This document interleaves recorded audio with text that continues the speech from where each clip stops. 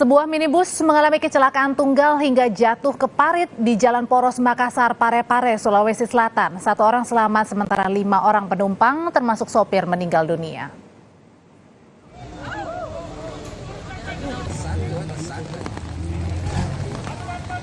Inilah rekaman video amatir yang memperlihatkan proses evakuasi mobil minibus yang mengalami kecelakaan tunggal di Jalan Poros Makassar, Parepare.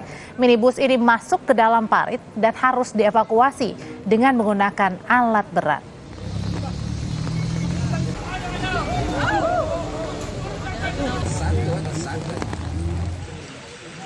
Berikutnya, inilah visual amatir yang memperlihatkan petugas dibantu dengan warga berusaha mengevakuasi korban yang terjebak di dalam mobil.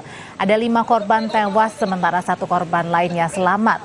Dugaan awal kecelakaan terjadi karena sopir mengantuk dan melaju dengan kecepatan tinggi menghindari lubang. Yang ada 1 selamat, kemungkinan besar sopirnya ngantuk atau menghindari lubang. Ini ada 2 kemungkinan, menghindari lubang atau ngantuk.